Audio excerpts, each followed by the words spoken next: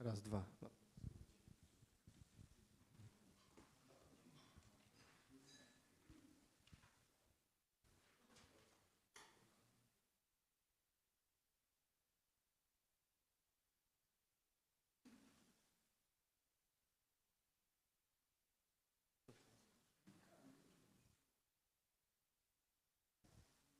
Dzień dobry Państwu.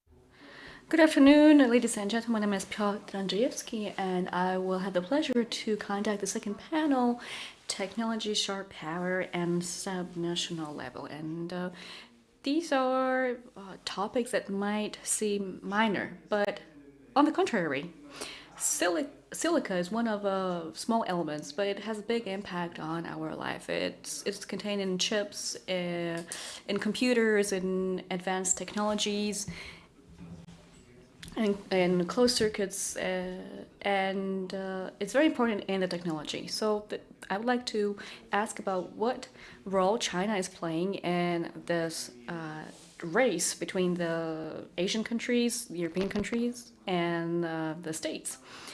And I have the pleasure to welcome four eminent experts.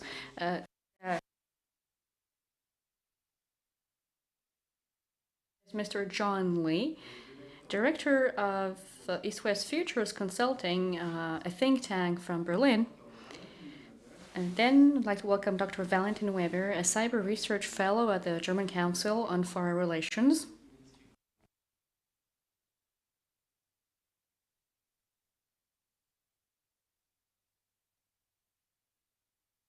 Dr. Joanna Kilkowska, assistant professor at the Department of Asian Studies at the University of Łódź. And she also holds a PhD from the University of Adam Mickiewicz in Poznan. So I'm really happy to welcome you online. And the last but not least, the main analyst at the Institute of Western Affaris in Poznan, Dr. Tomasz Morozowski, who specializes in China. I would like to start with asking all the speakers to present a short statement of 7 up to 10 minutes, an opening statement, and then we will have a discussion referring to those statements, and then I will give the floor to the audience here in the room or online. I'm giving the floor now to our first guest, Mr. John Lee. So, what is the impact of Chinese policy on global processes, technological processes? Well, thank you very much, and of course to Institute Zakotny, if I've pronounced that correctly, for this kind invitation, and to, of course, Tomasz for his work in putting this together. So that's a very large question. I will try and break up my remarks along, let's say, 4 broad lanes. And please, if my Australian accent is too much I realize that we have an interpreter, but for anyone to follow, then please let me know and I will speak more slowly. Firstly, I will have a quick tour of the situation with interdependence with China in supply chains. And that's obviously been touched on extensively in our first panel today. So I will endeavor to move on quickly to the next issue, which is the role of the United States, which we've only talked about tangentially so far today, but I think is really key to this piece if we talk about European policy solutions to the challenges that we see emanating from China today. Since chips have been mentioned out of the gate in this panel, I think that I can talk briefly about the issue of semiconductors and China's role in this supply chain. It is, of course, the most key technology for modern electronics and very much in the news at the moment because of the issue around advanced machines and export controls in the Netherlands, but potentially at a European level as well. And then finally, I will touch on the rather delicate subject of China-Russia relations in the context of high technology and some of the considerations that Europeans should bear in mind going forwards. So if we think about the role that China plays in global manufacturing, I think to oversimplify immensely, we can conceive this in 3 broad lanes. For less complex manufacturing, there is, under the let's call them decoupling pressures working on the world economy today. A lot of potential to reshore, so-called friendshore activity away from China. In this context, it's possible to see sustained efforts on the part of the EU and its member states bringing back significant portions of the supply chain for things like, let's say, digital networking equipment, Internet of Things devices, and less sophisticated or complex electronics manufacturing. Of course, Europe still has leading companies in many of the relevant fields. If we talk about telecoms, then of course Nokia and Ericsson are well known as leaders in this area. And there is also, I think, more potential for synergies in the transatlantic space and with the other advanced economies in the US allied group in this context. When we get to more complex or extensive manufacturing, especially electronic supply chains, it will be difficult to cut out China completely. If we talk about, let's say, a meaningful time frame for policymakers, which I would suggest would be certainly out to 5 years and possibly even to 10, simply because the advantages that China has accrued over decades, and indeed the factors that have led so much activity to be located there in the first place, will not be replicated, certainly by any one country, and probably not by another group of countries in the collective, again, for the foreseeable future that I've outlined. There's a lot of talk at the moment, for example, with respect to the semiconductor supply chain about the potential to move activities to India, or potentially, again, to a group of Asian countries which have nothing in common except that they're not China. But there is a reason why the economics have not resulted in this being the industrial landscape, but rather China has become such a central hub, not just for assembly and low value-added manufacturing, which is how it began, but today increasingly as a consumer market, as a labor market for highly skilled R&D, as a provider of core infrastructure and a complex of other factors, which again would need to be replicated at scale overseas for you to see, let's say, decisive relocation of supply chains away from China. And we can go more into depth with the semiconductor industry in a little bit. But the final third category that I would put to you in the context of interdependence with China are the strategic sectors, and that includes the emerging technologies. And again, the previous panel has talked about solar panels, about the green transition, about critical minerals processing. These are all areas in which the level of Chinese dominance is now at a point where it's difficult to see this being circumvented for years to come. Obviously, there are significant efforts that are being made in different contexts in the US allied community, obviously within Europe, but also, for example, between Australia and the United States, between Japan, the United States, Canada, and so on. These will achieve, let's say, some limited rebalancing, again, particularly within this small club of like-mindeds, if you want to put it that way. But at a global level, and certainly if we talk about the role that China plays for the world economy as a whole, it is difficult to see a decisive change in the landscape. And if we want to use a particular example, then the dominance of Chinese companies now in large capacity batteries and the significance of that for the transition to electric vehicles, I think is now well known and covered in the media. There is simply no getting around the position that's held by companies like CATL, which are parlaying their market dominance into R&D, and thereby in the same way that Western and Japanese companies have managed to reinforce their market dominance by plowing their revenues back into technological leadership. You will see the same happening increasingly with Chinese firms in those sectors that they have come to dominate. We can come back to the issue of the policy options that are available, again, to the like-minded community in this context. But I think first it's important to set some, if you like, grand geopolitical context.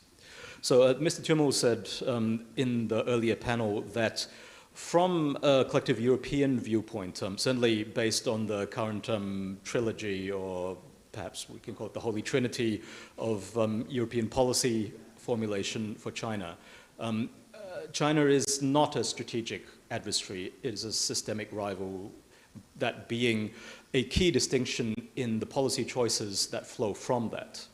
But what European policymakers are now being forced to grapple with is the fact that for the United States, China very clearly is a strategic adversary. In the sense, not in the same way that the Soviet Union was, but certainly as a matter of US strategic priorities. And I think that's evident not just from statements of policy, such as the Biden administration's national security strategy, which explicitly talks about the need to maintain technological leadership over China, but also in the specific policies which you are seeing coming from Washington. And again, we'll come to semiconductors shortly, but to use two examples briefly, the export controls, which you will have read about, brought in by the United States, targeting China's access to computer chips last year, or to advanced categories of semiconductors, would be an example of where you have very specific measures which are being taken by Washington with an express approach of doing this unilaterally in the expectation that the allies will follow. And that leads to the second example, which is, again, very much in the news at the moment, of the, let's call it, persuasive attempts being made by Washington to bring along the Netherlands as an EU member state which is home to key supply companies in this chip supply chain to adopt measures equivalent to those that Washington brought in October last year. But also with respect to Japan, being another US ally whose companies are key vendors in the semiconductor supply chain. So on the subject of this most foundational of technologies, perhaps to take a step back for a moment for those who may not look at these issues daily as their bread and butter. When we talk about semiconductors, we are talking about those silicon chips which were referenced at the start of this panel, which run basically all modern electronics. And I think it's very illustrative of the approach that we are seeing in Washington under a Democratic administration, which many would regard as being much more level-headed and restrained in its approach to both competition with China and the expectations placed on US allies compared to its predecessor, or perhaps the next administration that we will see after Joe Biden in Washington. In the sense that it is very clearly a technological containment strategy. The National Security Advisor to Joe Biden, Jake Sullivan, of course, has been quoted in the US press as saying that the essential idea here is to freeze China's technological progress by denying it access not only to advanced chips for running supercomputing or artificial intelligence applications, but also to the equipment and the knowledge required to make them, and to essentially permanently keep China not just one or two generations technologically behind the United States, but as far behind as possible without completely compromising the global economy.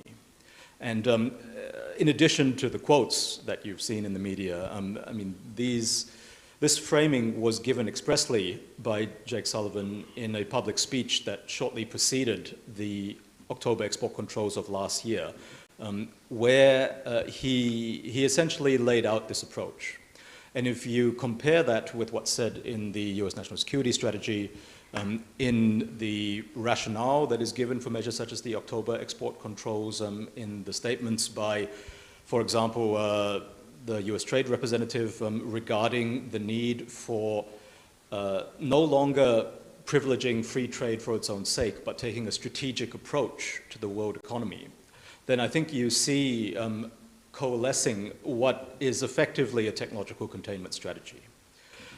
And if we come back to Europe, if this is not consistent with the way that the EU and member state governments see European interests vis-a-vis China, then there will increasingly be divergence between US and EU priorities in detail. And again, the example of the export controls on semiconductors, which the Netherlands has now announced it will introduce, but to cut the long story short, on the face of the publicly available information, not going to be as extensive as those that the US brought in last year, is a case in point. I will briefly talk about China and Russia. I don't want to go down too far this rabbit hole. If people are interested in China-Russia technology cooperation specifically, then I did recently author a long-form report on this, which I'm happy to share with those who may have the interest. But let's again frame it in grand strategic terms. There's been a lot of focus on the support that China may or may not be providing to Russia in the context of the Ukraine war. And of course, the latest news about this is not just the Chinese peace plan, but the claim that by the United States government that intelligence indicates the Chinese may be actively in the near future providing military assistance to Russia. But if we step back, and of course it helps us understand why, despite the obvious problems this creates for China's relations with the world in general, but let's say Europe in particular, through its unwillingness to cut ties with Russia. Why is this the case? I would argue that it again has to be seen in terms of the overarching competition with the United States. In a context where the Chinese leadership is convinced, one might say with increasingly apparently good cause, that the United States will take China as its strategic adversary for the foreseeable future, as a permanent condition. It is not a rational decision for China's leadership to abandon the one country that can provide some kind of counterweight against that. And this is going to be a permanent feature of China's foreign policy, which European policymakers will need to work with. There will never be a divorce between Beijing and Moscow, because despite the very strong interests in technology, I would argue stronger than the interest China has in its relations with Russia, that China has in links with the advanced economies, and in particular with Europe.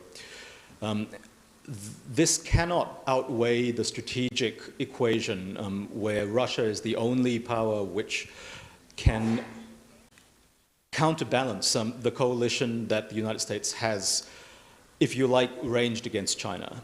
Because at the end of the day, while China is the most important trading partner for the majority of the world's countries, is, as again Mr. Tumo outlined in the previous panel, a country of immense importance to Europe for its future economic development and scientific progress, and also cooperation on solving key global problems, whether that be climate change or refugee movements, the multitude of common dilemmas that the world will need to deal with over the coming decades.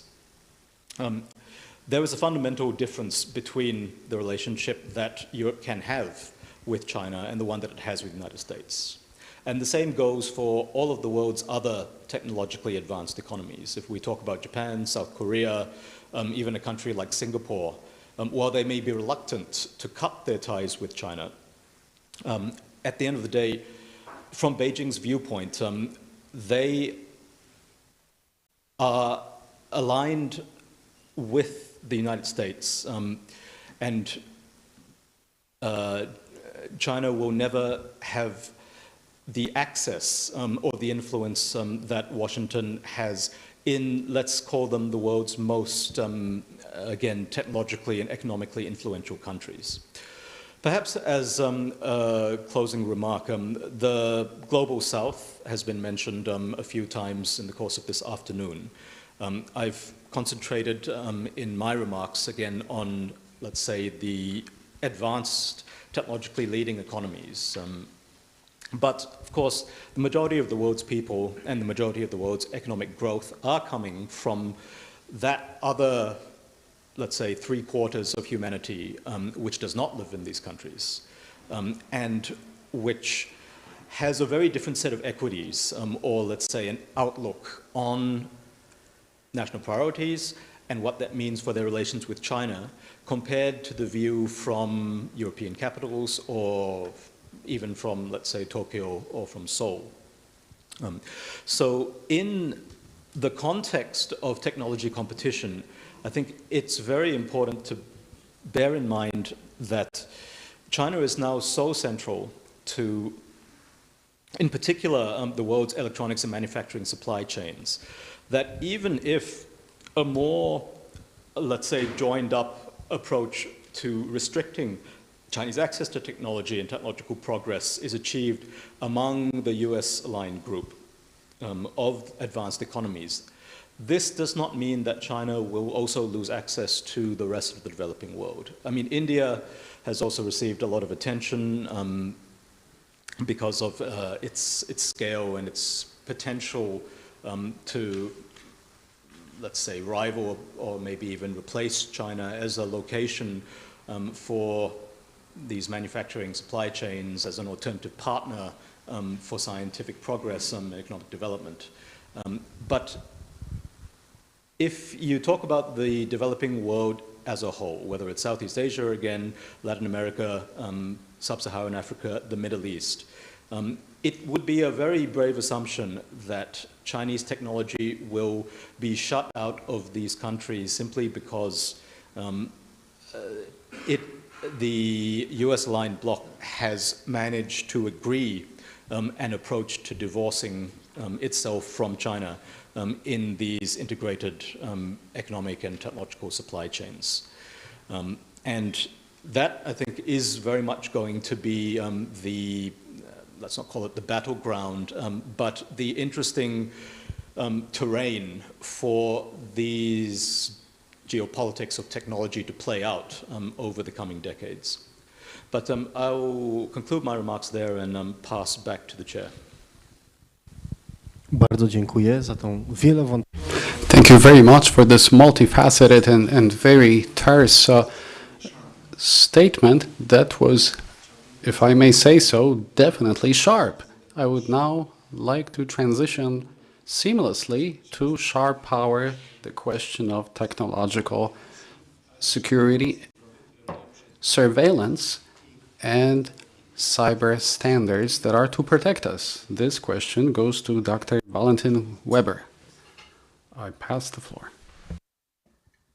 Good afternoon from New York. I hope you can hear me, and thank you so much to Tomasz and the Institute Zachodny for inviting me and for making it possible to participate also remotely. I've prepared a short presentation, so if we can start this, it would be great. So it will show how across different technologies we will see beyond going from, John already mentioned batteries and semiconductors, but we'll go beyond it and look more at those technologies that create, personally identifiable data, and that might be interesting for cybersecurity and also for surveillance and espionage abroad for China.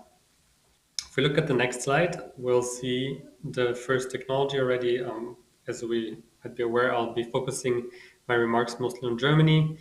And last month, the 5G debate has been going on for years already, but in Germany, it still seems that a lot of telecommunications equipment, 5G equipment, is coming from Huawei and from China, despite the security concerns.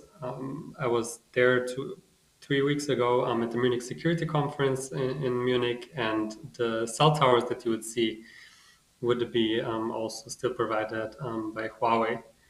And then there was also the Deutsche Bahn, and many uses same equipment or telecommunications equipment for Huawei again, and many other critical components that are in use in Germany are also from Chinese produced, but it's very interesting because no ministry really knows how much the percentage is or where it's located. No, not the Ministry of Interior and others. So there's still much to do, but that's the first kind of set of technologies that I wanted to focus on. Is 5G. If we look at the next slide, we'll see that on social media platforms as well. TikTok is not being used only in the US very extensively or elsewhere, but also in the EU. There are 150 million active users. In Germany, probably in the tens of millions. Again, a lot of data to be collected in a different content level. So 5G, you have access to most of the data that goes through the pipes. But again, TikTok, you have different content that's coming. You have whole social networks of people and so on. And so that's why more recently the EU institutions, the Commission, the Council of the European Union, but also the Parliament decided to institute a ban on the use of TikTok on professional devices, but also on private devices of staffers that use EU apps. So that's the first step, and we'll see whether the EU will go further. But again, there's a security but also privacy concern there. TikTok proposed Project Clover to soothe these concerns. It should be similar to Project Texas, which is a measure that TikTok proposed in the US. It tries to alleviate security concerns by proposing local data centers in Texas. The similar thing would be happening in Europe, most probably in Ireland. And there would be in the US, in Project Texas, there's Oracle, which takes the oversight, which kind of runs the hardware, the whole center. And in Europe, that would be a European security company. That could be SAP or another big technology company. But if we look at the two proposals that TikTok put out, one on how it addresses security concerns in the US and the one it's proposing in the EU, you can see very, very much detail in the proposal on Europe. There's no mention of a European entity verifying the algorithms. TikTok could, for instance, it could mess with the algorithms to promote content that's pushing CCP material or anything that they're more interested to, right? Or also censor other or deprioritize other content that is not very much in the interest of the Communist Party. We don't know whether the hardware would be European. In the US case, the hardware is US provided for the data center. And also in Europe, we don't know how the employees of TikTok that will run that center hosting European data will be vetted, right? Will they be vetted or not? So we can see less detail on the European front. And maybe this is also because Europe hasn't put so much pressure on TikTok. So I think there could be more pressure exerted on the company to get more security reassurances from the company, or see how they try to mitigate those concerns. If we look at the next slide, so we've had 5G, we had social media, and another massive data producing technology are smart cities. We have Huawei smart cities being constructed across Europe, or smart city projects, let's say. In Germany, it's still in the very early stages.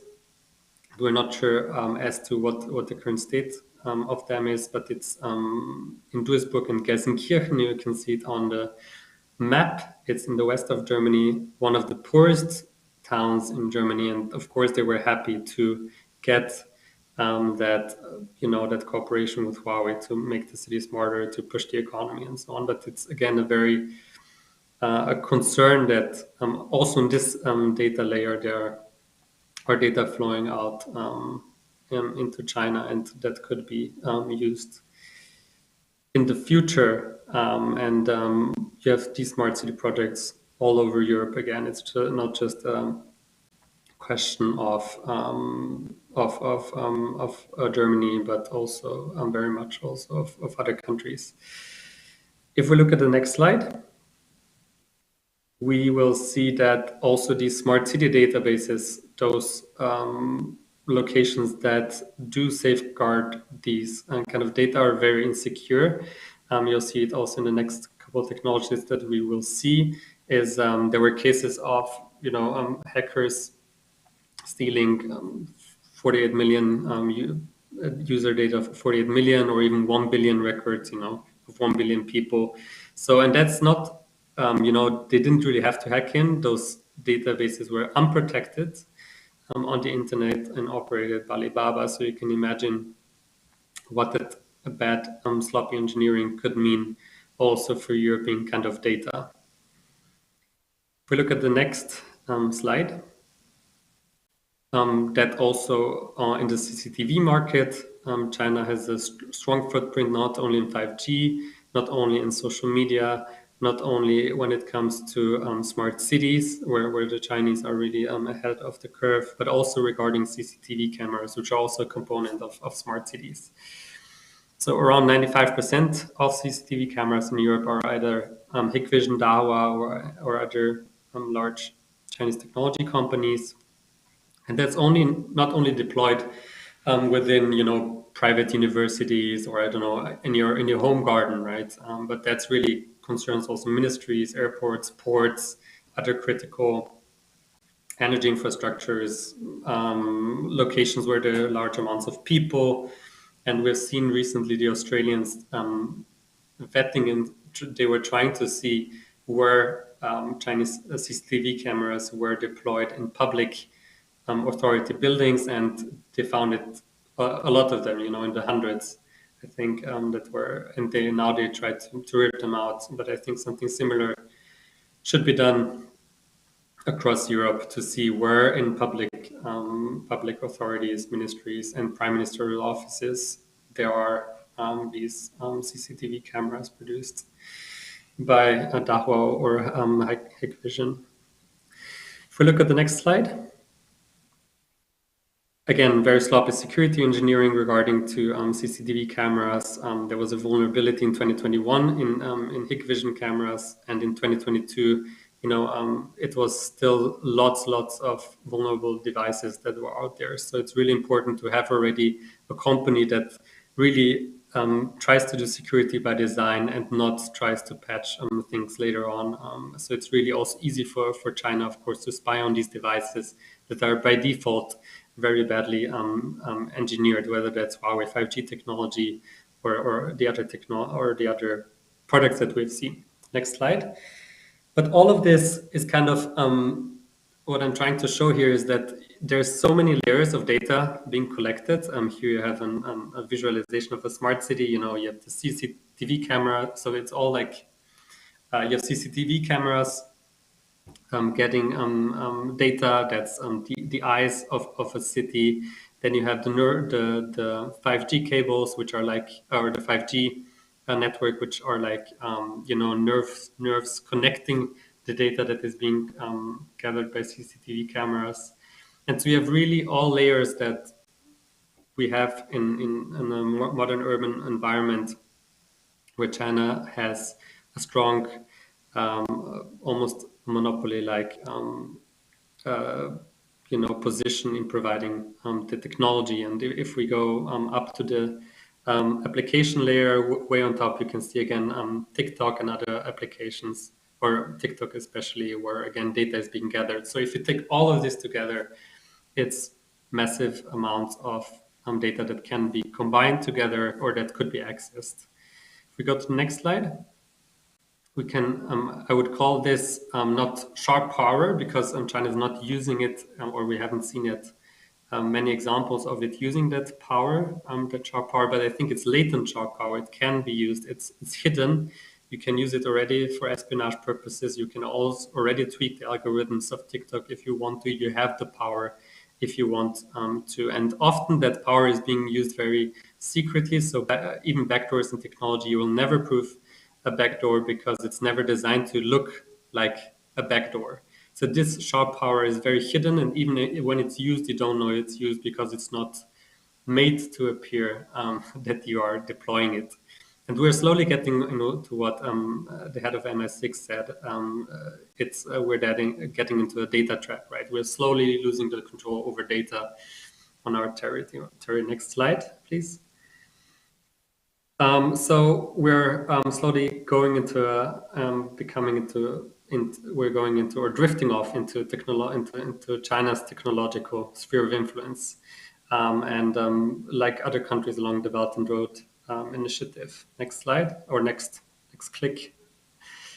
And so here in the technosphere, we can really see that China has a privileged capability to control the technology. Let's say it can easily access CCTV cameras. It can access probably the 5G networks, but it's not the only one. If, let's say, the US wants to hack in, they can still hack into the network. But for China, it's much easier because it's building the technology. Next slide. One more. And here we can really see where China is focusing its effort as well on, pushing out its technology. It's that kind of technological crescent, that half moon that ranges from Europe through the Middle East to South Asia, Southeast Asia, and that's really where it it's maritime Silk Road, but also it's the corridor, the other ancient Silk Road goes through, and that's where it's focusing its emphasis on pushing the technology out and increasing its influence. And I'm way over my time, so I'll stop here. Bardzo dziękuję za to wystąpienie. Thank you very much for your presentation. One of the strands raised by Dr. Weber is cooperation with CCTV cameras in the cities. I would like to focus on what we call sub-state level, this level below state level, and cooperation at this level. Is this something that releases geopolitical tension, that allows one to establish closer cooperation? Or, on the contrary, does that pose a bigger threat of the latent sharp power being utilized? Now, well, I will put this question to Joanna Cicielska-Klikowska.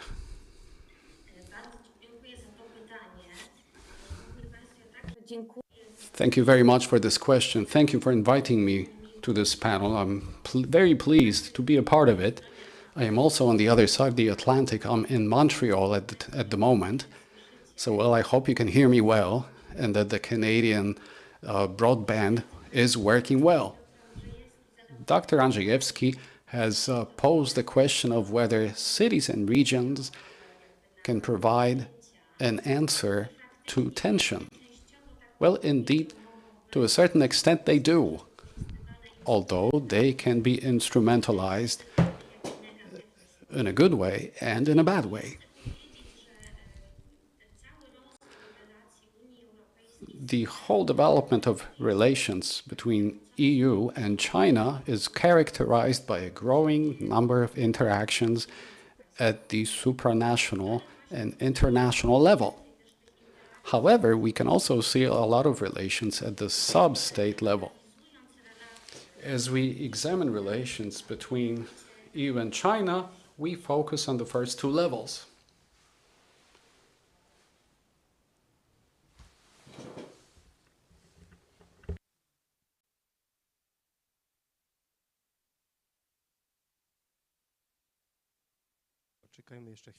Why don't we give us a little bit of time to perhaps restore the connection?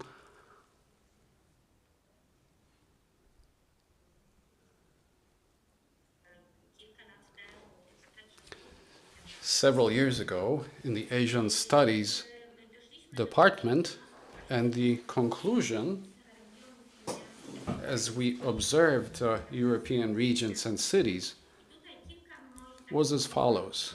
I have a number of comments here with this regard. One concerns the scale of cooperation. The development of subnational ties with China has been quite rapid in recent decades. Analyses show that the number of bilateral partnerships is growing steadily. Data from the European Commission showed that in 2011, the number of partnerships reached nearly 500. These were mostly partnerships between cities. Our more recent research, and especially research that concerns relations between European regions and China, has shown that more than 80% of regions in Europe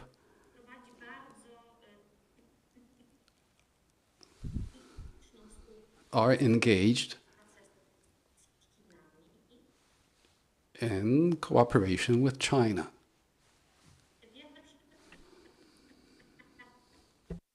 Relacje zaczęły się na roku 2000 formaty wschodniej z Chinami, ale kierowały jedwabnego szlaku.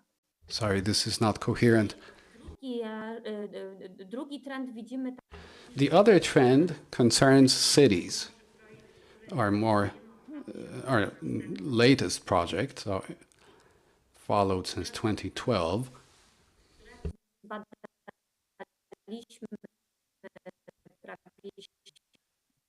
Przepraszam najmocniej. Nie wiem, czy pani nas... Apologies. I'm not sure if you can hear us. Can you please switch off your video because your link is... the quality of your link is insufficient.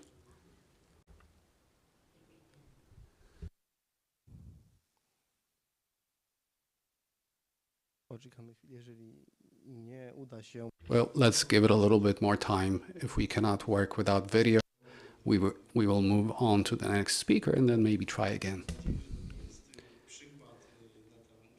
I hope this is not latent sharp power, but just a matter of distance, and that it's just poor quality internet.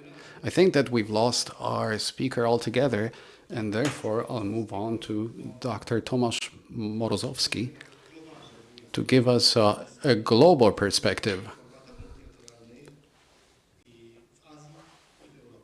in multilateral formats in Asia and Europe.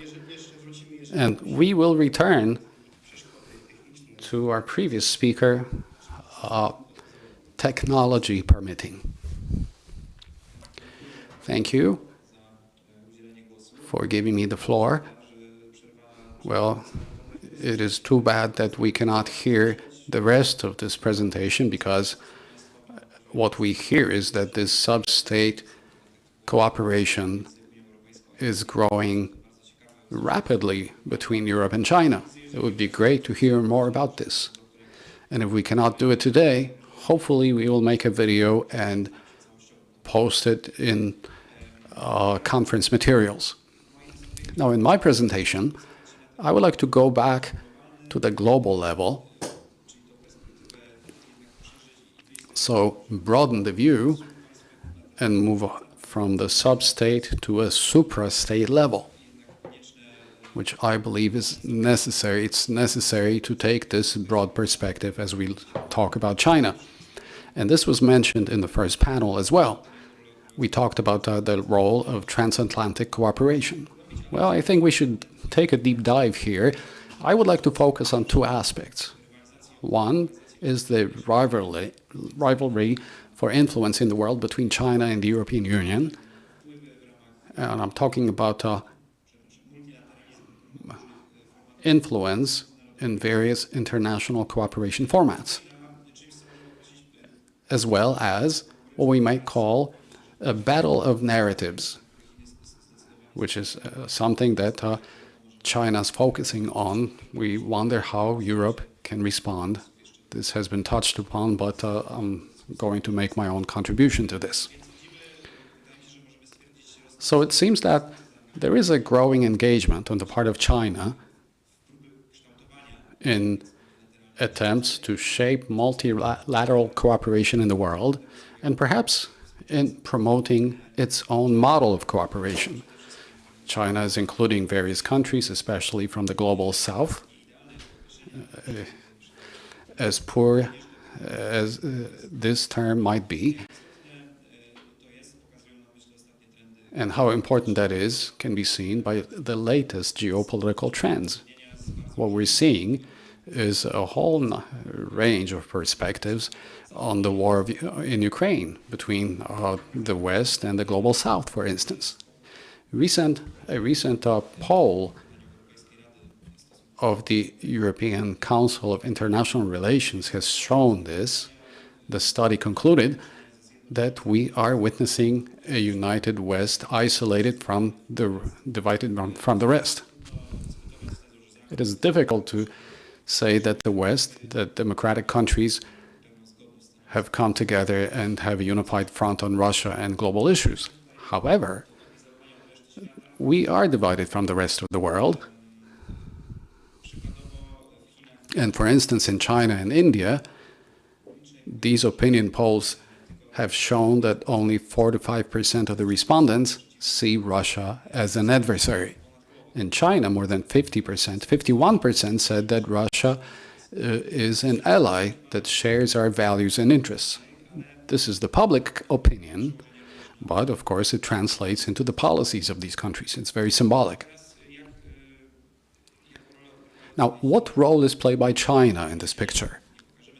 We're not going to show you a direct causal relationship between these efforts and what China is doing, but China is expanding its influence in multilateral formats through the Belt and Road Initiative, for instance, at various stages of development since 2013, with mixed results, you might say, with coercion used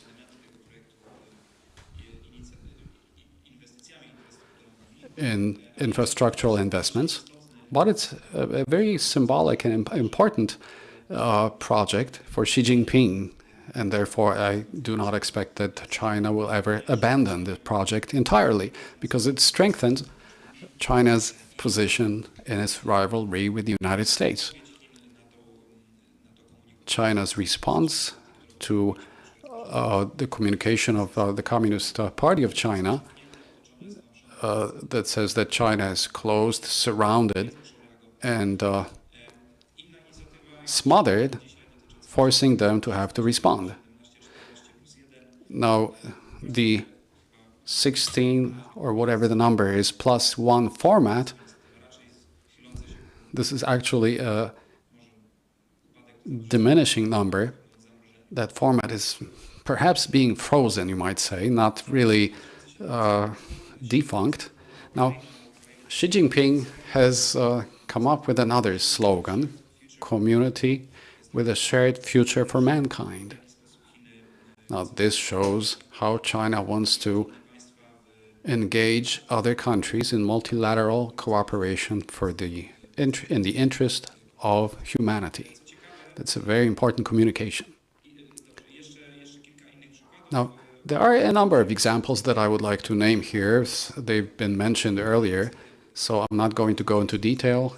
There's the civilizational initiative, the developmental initiative, all those global initiatives. The Global Security Initiative dates back to 2020, the April of 2020.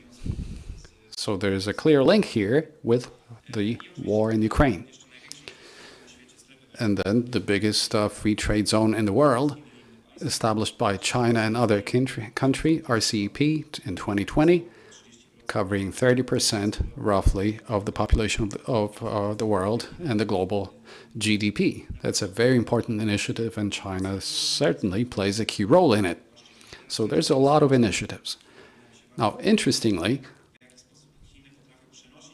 China can transfer the precepts of its multilateral proposals to existing global initiatives.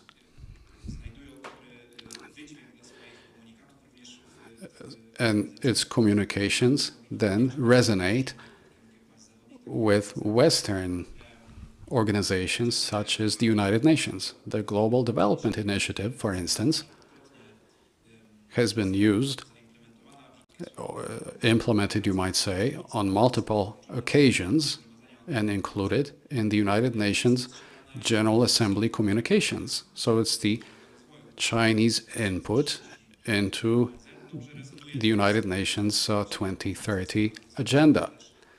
This shows how the United Nations is focusing its efforts in development and supporting the global South. China has had an influence in the UN Peace and Development Fund, and by financing this fund, China can promote its own investments as part of the Belt and Road Initiative. Also mentioned was the fact that China is the biggest country with the biggest contribution to the United Nations peacekeeping missions. One American university has calculated and shown that for every 10% of increased support for the Chinese influence in the United Nations, African nations receive an 86% increase in donations from China. As a result of this, 4 out of 5 organizations of the United Nations are headed by Chinese officials. And then there's the BRICS format. All of us know it well. You might wonder how formal and effective this form of cooperation is. But the membership of Brazil, India, South Africa, Russia, and China in BRICS shows how difficult it is to find a common denominator here. Well, we're trying to move away from this narrative, but this shows cooperation between Brazil, India, South Africa, who are considered democratic, cooperating with Russia and China. And China there is promoting its initiative very intensely. Its security initiatives, development initiatives, and civilizational initiatives. This shows pressure on work with the Global South and the positioning of China as a leader among those countries. Now, you might wonder to what extent other Global South countries embrace China's narrative in a global crisis that has to do not only with the war in Ukraine, but also with the pandemic. The Chinese investment projects offering is very attractive. So now I only have 1.5 minutes left. How can the European Union respond to China? How can it compete against China? Somebody mentioned today that the Global South does not want to side with anyone. And therefore, it seems to me that the European Union and the EU member states are more selective in their cooperation with China. They are not so attached to any threshold conditions that may result in a failure of certain cooperation formats. Now, a few things that I would like to refer to that may be solutions coming from the European Union. One of them is to develop partnerships with democratic countries, like-minded countries, especially in the Indo-Pacific, Japan, Korea, ASEAN countries. The Indo-Pacific strategy of the EU expresses such desires. Now, trade agreements. We have said very little about trade agreements here today, but that allows cooperation with Mercosur countries, ASEAN countries. These agreements still have to be finalized. And Germany, Chancellor Scholz, are very much engaged here. This is a potential area of cooperation for Poland. The case of Taiwan is interesting, and what European Commission representatives have said recently, saying that an agreement with Taiwan is not a priority these days. This was very much criticized in the media. A question to John Lee, perhaps, would such an agreement facilitate cooperation in chips supply? Now, the global gateway strategy which is a response of the EU to the Belt and Road Initiative. We can see what priorities the EU has regarding investments in developing countries throughout the world. This concerns digital connections, hydropower, hydrogen power, renewables, which is something that's very attractive, an offering of the EU for the global south that is well aligned with the development of European countries. Another challenge or a problem, this is my last sentence, this concerns how this initiative is marketed, how it's advertised. And I think there's a lot to do. The EU has a lot to do here. First of all, the start of the initiative was too slow. Maybe now it's speeding up. There are concrete projects, but I think the way it was advertised as the attractive offer from the EU, more attractive and an alternative to the Chinese offer, fighting corruption, offering the level playing field. This is what the EU could compete with. And I think especially nowadays, now that we are facing energetic challenges when it comes to the supply chains, I think this is the good way to react to China nowadays. Thank you very much. And now I would like to take us from the global level back to the subnational level. I was just notified that we have reestablished the connection with Dr. Ciesielska. So now I'd like to ask her to finish her speech and present the basic assumptions. Thank you. I hope you can hear me now. We can hear you. Okay, I can see that you're nodding. So, ladies and gentlemen, very briefly, I will only focus on 3 elements that are typical for the subnational cooperation with China. I started talking about the scale of cooperation. I don't know if you heard what I said about the growing number of partnerships between EU member states and China, and it's a trend that relates to with regions and cities. 80% of all regions in the EU cooperate with Chinese provinces. And when it comes to cities, more than 50% cities cooperate, and these are active partnerships, very tight partnerships, and for many cities, important partnerships, or the most important partnerships among all the partnerships established in some of the cities in the whole world. And you can see clusters here. By clusters, I mean very tight cooperation between the countries of the Northern Europe, where every city has a partner in China. In Central Europe, this trend is quite significant. Most towns and cities, even small towns, have a partnership. So towns of 50,000 inhabitants do have a partnership. 1/3 of such towns has partners in China. And when it comes to big cities, between 50 or 80% of big cities, metropolitan areas, have a intense partnership established with China. And when it comes to Southern Europe, this rate is significantly smaller. So the uptake of partnerships is much less pronounced, but it is still there, and there's a lot of interest. Another thing I wanted to draw your attention to was the type of partnership. We've conducted research, and of course the economy is an important topic. So economic cooperation, introducing Chinese investment in regions and cities. This is still something very important. But another important topic, almost as important as the economy, is education.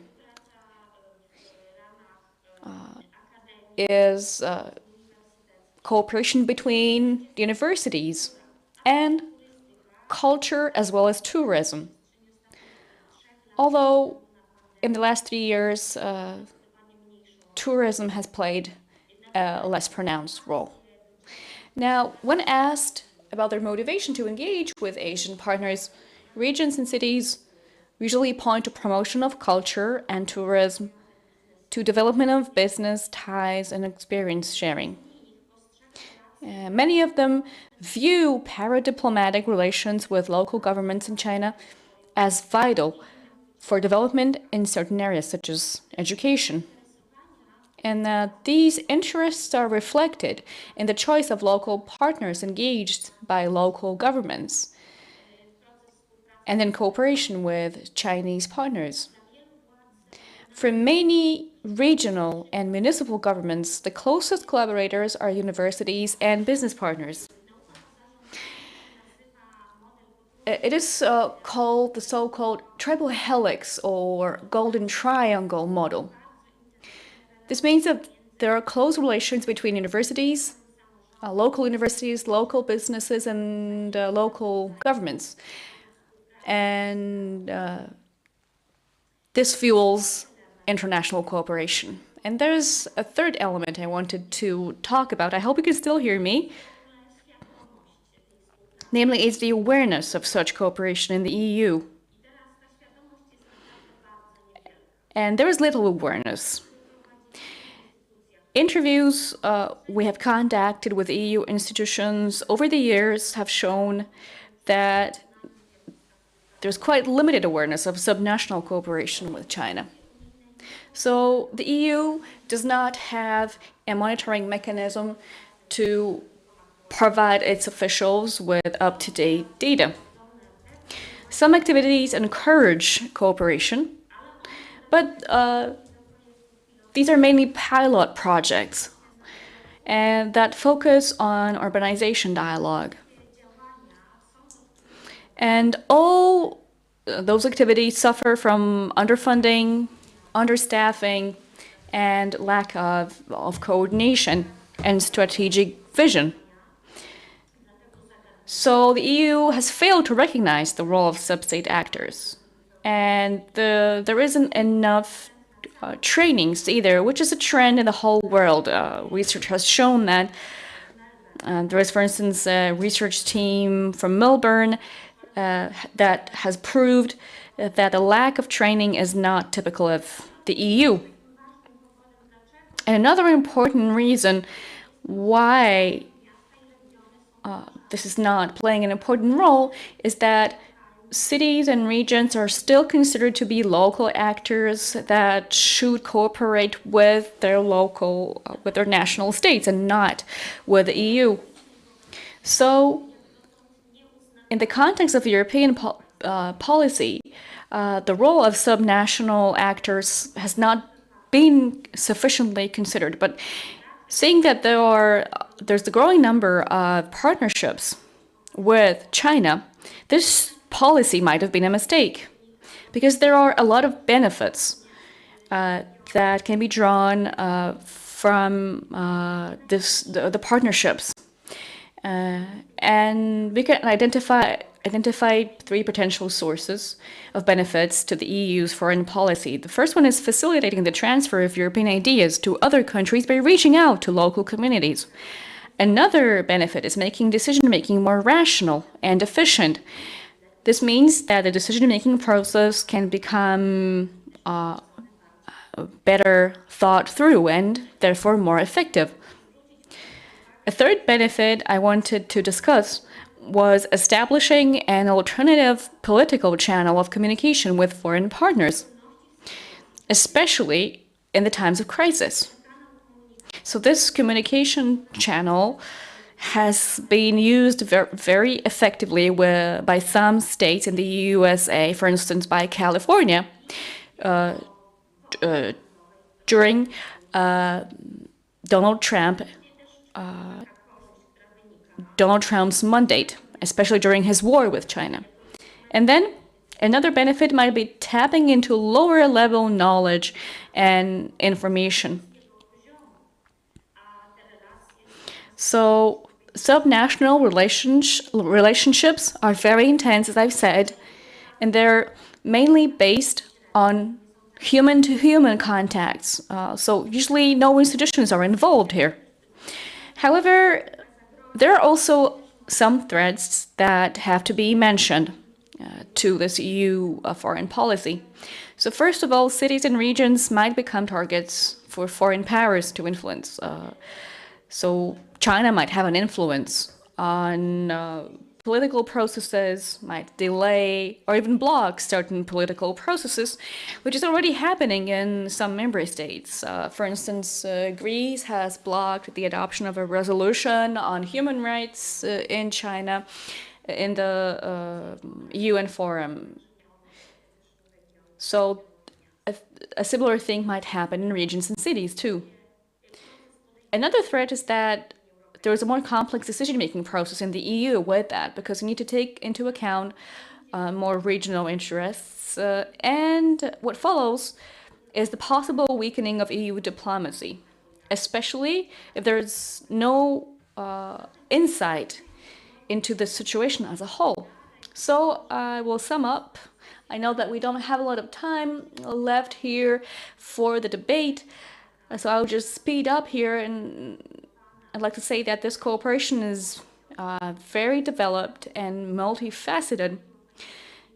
But still, the knowledge about this topic in the EU is too low. And I think that this is a big problem. Both China and the United States are monitoring the state of cooperation of cities and regions very closely. In the States, there is a special representative for city and state diplomacy. Nina Hachiko, for some months, has been the head of this office, and there's a lot of going on in the U.S. There's the Belt and Road Initiative in China, and this is an umbrella initiative that enables cooperation between Chinese provinces and regions in the whole world. So it seems that the EU should follow this example, and the EU should be up to date with what's going on the subnational level. And this leads me to the end of my presentation. Thank you. This time we didn't have any problems with the connection. It was a sharp connection. So now I would like to ask our panelists to very briefly refer to what has been said in the presentations. And as a moderator, I will take the floor as the first speaker. You have just mentioned this transfer of knowledge. Do you have any hard data for that? Is there any potential, or is this just wishful thinking? And another question I have is that we have heard about this very intense cooperation between the region cities in the north and in the central Europe, but that there is not enough cooperation in the south. So I'm asking John Lee, is there a knot to untie? And especially in the context of data security, can you either have one or the other? Do you need to choose? Or maybe, since there is this blog, the West and the Rest blog that has been mentioned, can we count that the Europe that is still lagging behind the US or China when it comes to the production of semiconductors and chips, can EU count on the United States? So just like we managed to get gas from other parts of the world when we couldn't get gas from Russia anymore, will the same scenario be reproduced in other topics? So we've heard about this financing in the production of semiconductors in the States, and then there's this the funding to fight inflation in China. So if the conflict between China and Taiwan was to become exacerbated, could we take up the technology from other parts of the world?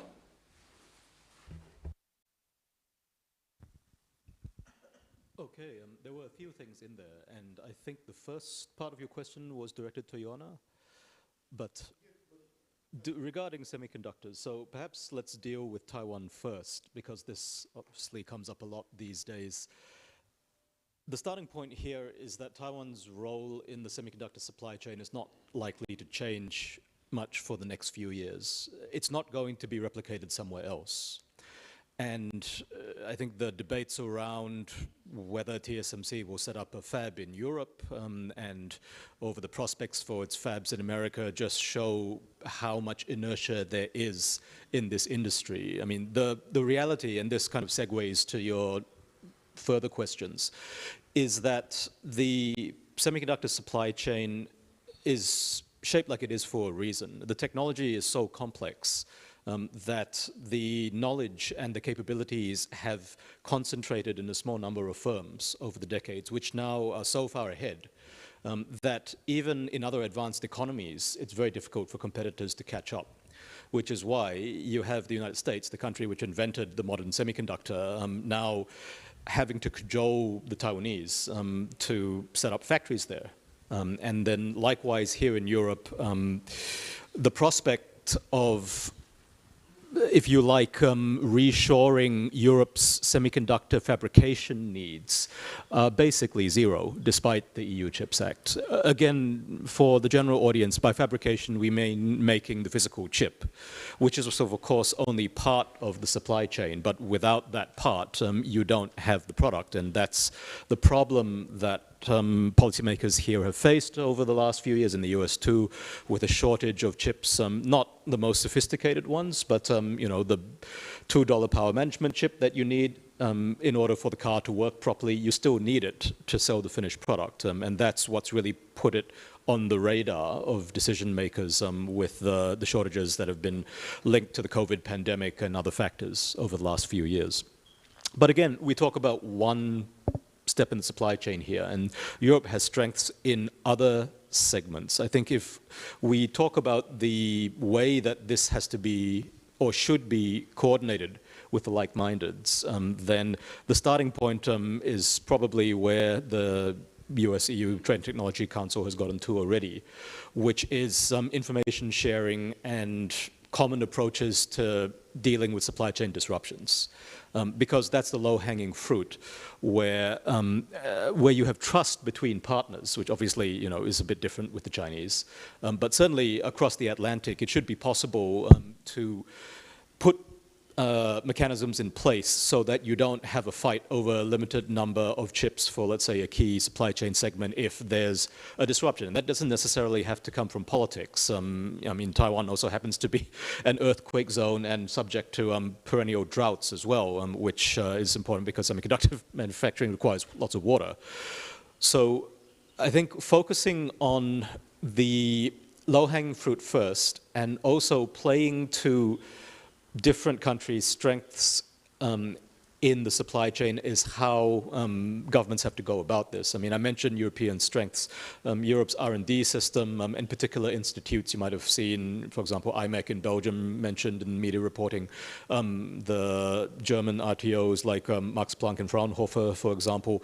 They're actually still major players in the S&T piece, if you will, the R&D elements of the supply chain. So just because Europe doesn't have a TSMC or a large amount of fabrication located here doesn't mean that it doesn't have cards to play.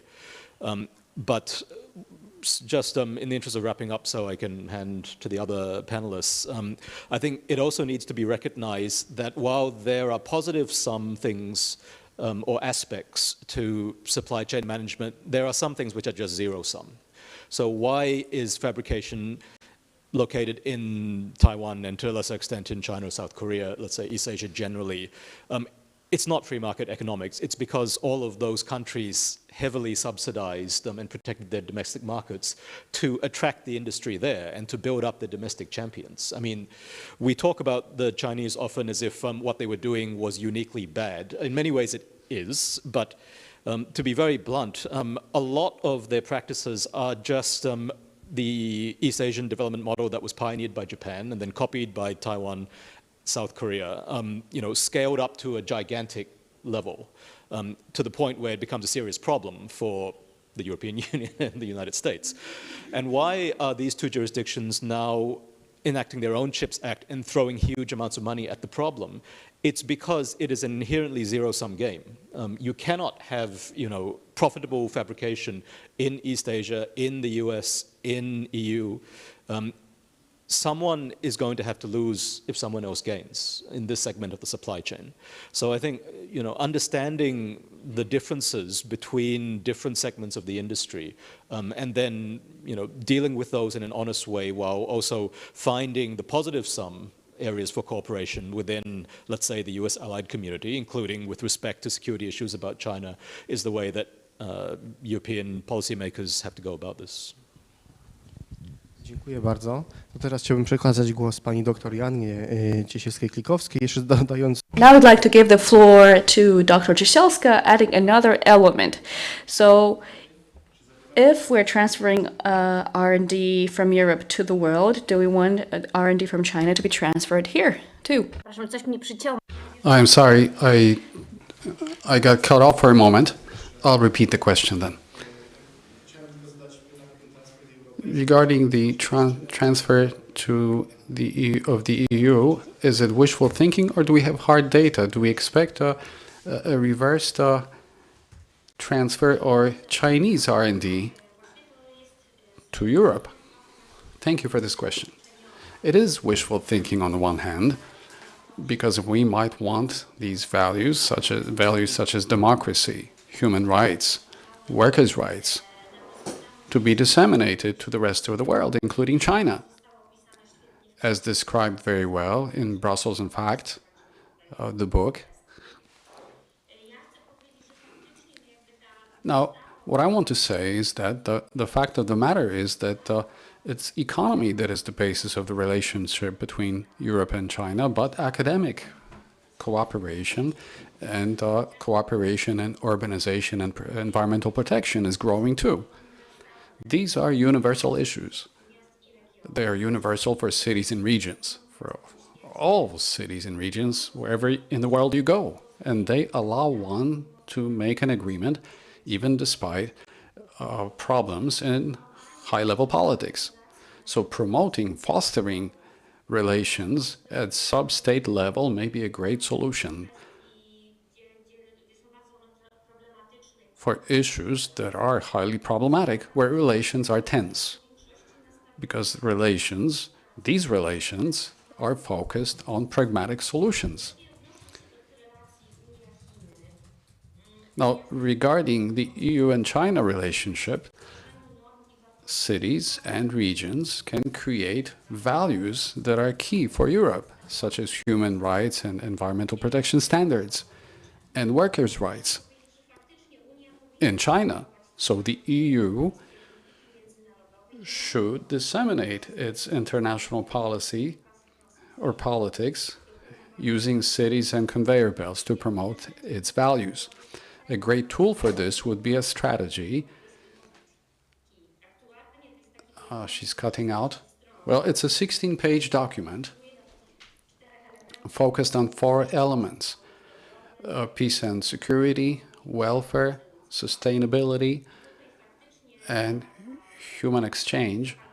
And promoting European ideas could work very well in this format, because the EU wants to promote a more open, more sustainable, more integrative growth in China by supporting and encouraging social, environmental, economic reforms. So these sub-state contacts may facilitate knowledge transfers to local communities, bypassing the highly politicized state-level dialogue. Secondly, the EU wants to attract productive Chinese investments to Europe. So regional authorities play a key role in negotiating contracts concerning foreign direct investment.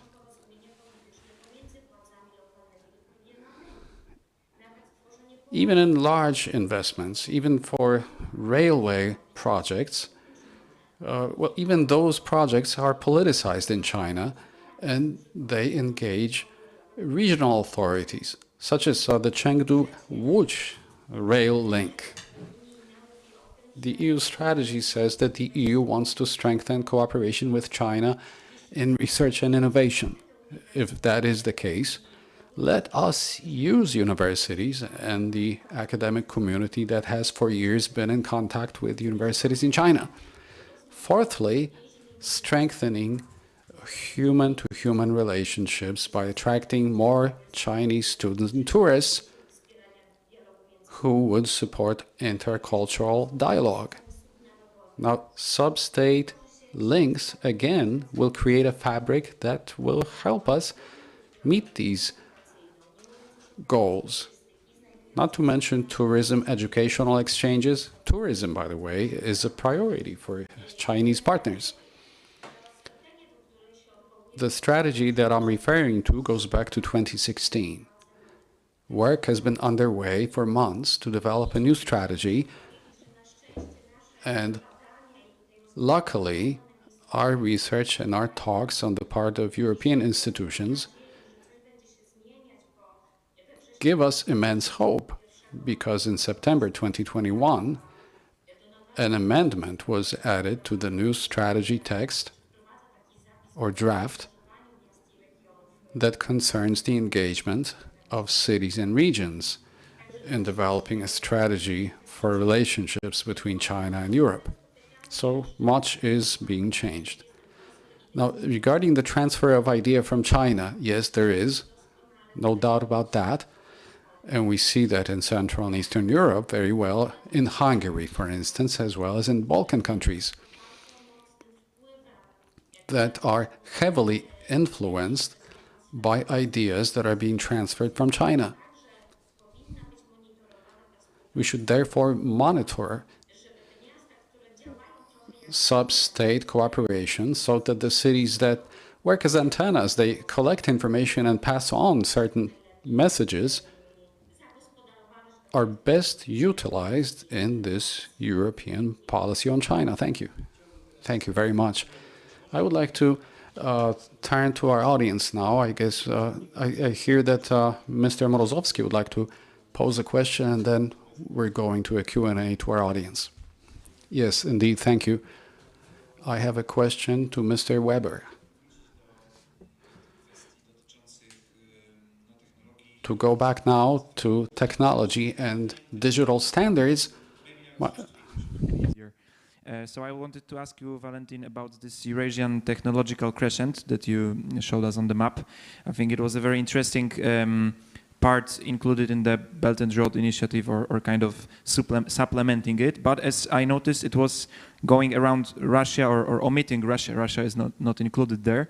I wanted to ask you, does it mean that there is cooperation with Russia is not part of this Chinese strategy in the fields of technology and of all the aspects that you mentioned, or it's just not included on the map? What is the relation here between China and Russia?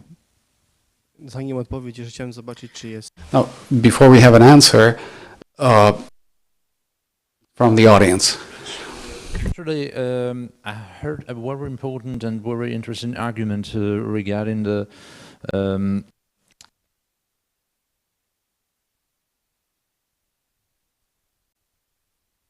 in order to make its own proposals to them and somehow turn them to the side of the EU, and to make some other proposals in which regarding the fields in which those countries might cooperate, not only with China but with the European Union as well. But there is a very specific narration the Chinese side is using with regard to cooperation with the Global South, and actually this is a so-called post-colonial narration. They exploit the colonial past of those countries and actually manipulate it and present themselves as a kind of party which actually attempts to liberate those countries from the, so to say, evil West. And therefore my question whether the EU is actually capable to make such kind of a proposal to the countries of Global South which could be credible and which could also efficiently counter those narratives of colonial past. Thank you. Dyrektor Justyna Schulz. Thank you. I have one question to John Lee, because you presented us the dominance of China in the crucial technology for this green transformation. And the European answer to this seems to be back to this industrial state policy and to back to subsidies and so on. And I think it is at the cost of this common European market. And I'm interested, what is your assessment of this policy if you view this in a similar way? Thank you. Dobrze, może poproszę najpierw Mr. Weber first, please. Thank you so much for the interesting question, and I'll try to be very brief. Regarding the Eurasian technological crescent, it's an idea I have coined in a paper in 2020, in a paper for LSE Ideas, and it's based on the idea which area is conceived by China as the most important based on its policies, based on its I've found data on ministries, the Ministry of Public Security telling companies, hey, you should sell your products, especially to countries along the Belt and Road Initiative. And so I think that's coming from there, and it's coming from geopolitics. Which part of the world will be more important, whether it's the heartland, as Mackler said, that would be Russia, or the rimland, which is that crescent around the Middle East and South Asia and so on. And regarding Russia, I think perhaps John can also say something on this, but I think that Russia is. We have to think that Russia is the economy is the size of Italy's.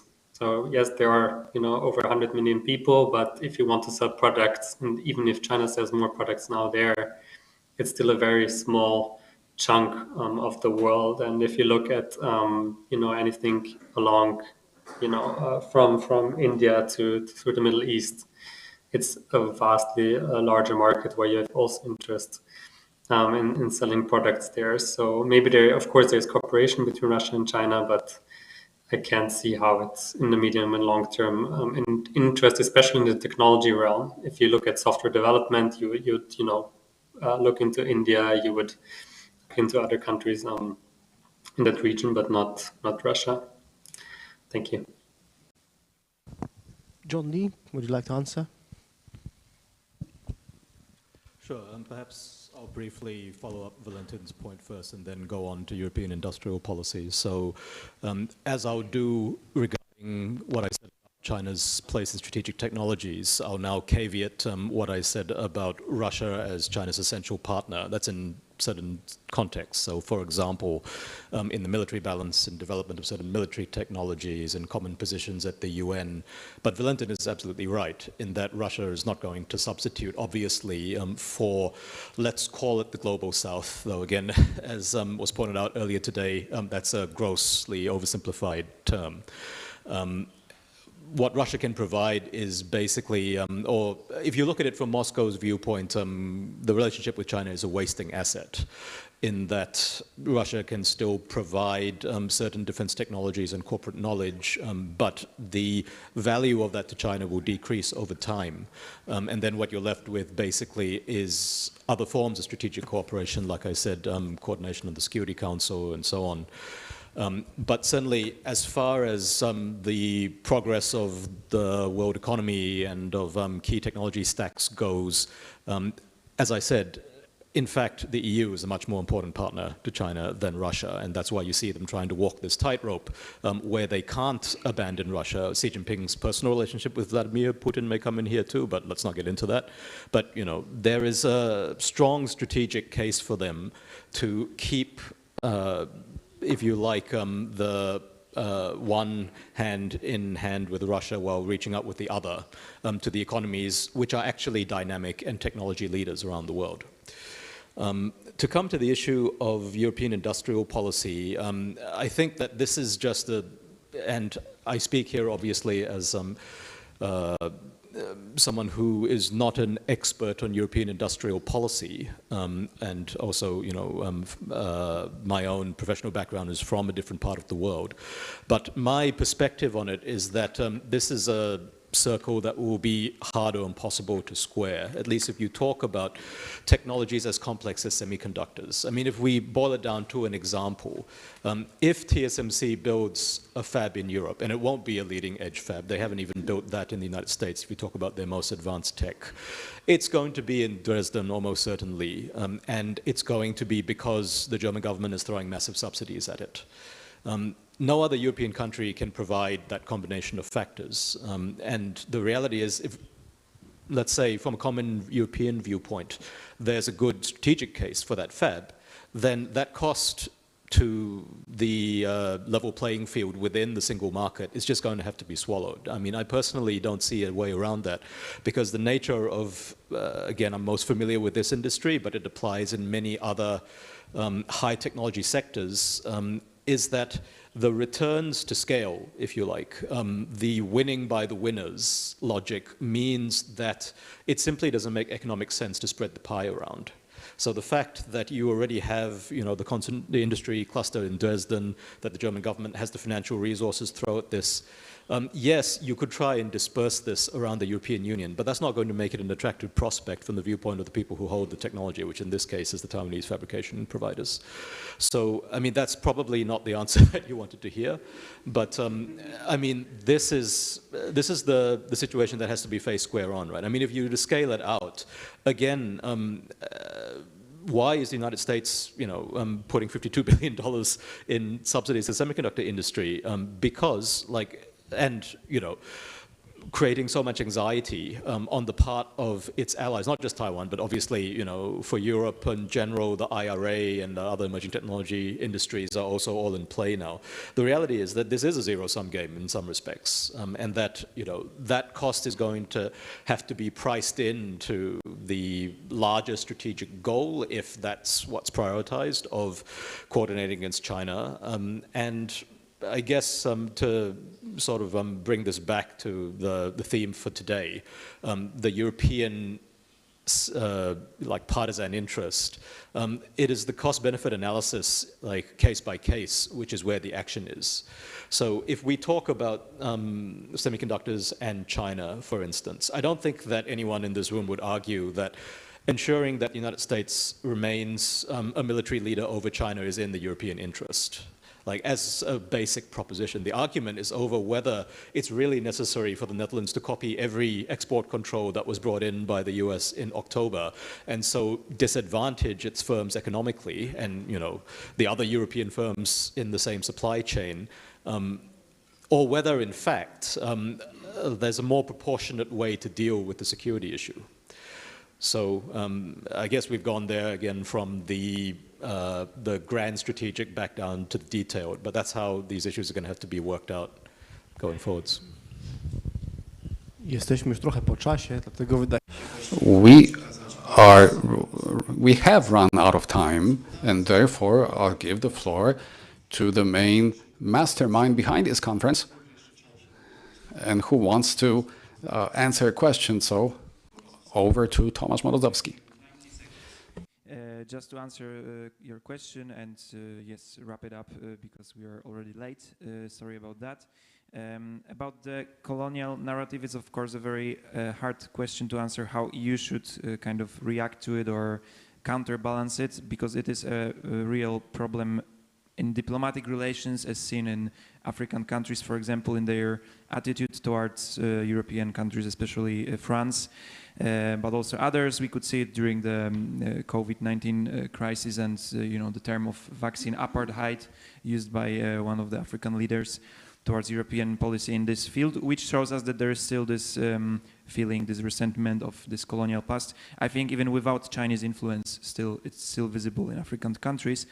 I think from the perspective of Chinese narrative, there is the new version of it, kind of implementing this US skepticism and strengthening it, and also towards the West generally in those countries. Because as we know that the common rival unites. So I think this is definitely something that Chinese narrative could be using. About the reaction, I think it's a complicated question. We needed to be discussed longer, but I think the easy answer would be just, or the like basic answer to, you know, for the EU to base on its strengths right now and on this European version of win-win offer for those countries in some future fields, such as I mentioned before, in you know, renewable energies, in hydrogen, in all the other fields that should be of a profit to those countries as well as to Europe. And I think just trying also to also work on this aspect of reworking this colonial past by some cultural, social initiatives, such as, for example, the return of the Benin bronze, which we saw recently. This is just one example of how Europe could approach it, I think, but I think this is a much broader question. Thank you very much. You have one more word, John? No, yeah. Okay, short remark, please. Short remark. Yes, so just briefly, sorry, I realized that I didn't address the other question, which was about China's place in strategic technologies. Again, I wanted to caveat that and make it clear. Generally speaking, China is not a technological leader in many of the exquisite technologies. So semiconductors is the classic example. The reason why the US is able to have leverage through export controls is precisely because China is a consumer rather than a producer of many of the key technologies. If we talk about specific strategic things like critical minerals processing, like solar panels, again, if you leave it to market forces, bearing in mind that the Chinese didn't get their dominance through pure operation of market forces, as was said earlier today, they got there through massive industrial policy intervention. I mean, by, I suppose, force of logic, the only way to reverse that is by massive industrial policy intervention. So if for whatever strategic reason it's seen as necessary to buy European-made solar panels rather than Chinese ones, or to have that security of supply, then again, heavily subsidizing the industry within Europe would seem the most obvious pathway. Now, if we talk about the US allied community, obviously, you know, there's potential there, and the same goes within the EU to, if you like, distribute the costs and benefits of that. You know, you can have a policy conversation around it, but the principle basically is that there will need to be some sort of retreat from the EU's free market orthodoxy if you are going to see major change in the global distribution of these industries. So it won't be true for every sector, but I think that it's unrealistic to expect that these issues can be addressed without that. That's it, I guess. That's Okay. it. Dziękuję wszystkim uczestnikom. Dziękuję widowni. Thank you to the audience. Thank you to the audience here in the room, and thank you to the audience online. This is not the last event organized by the Western Institute, so you're most welcome to follow us on Facebook, on Twitter. Thank you to the interpreters, and thank you to our audience from the interpreters. And a big thank you to everyone, and see you soon.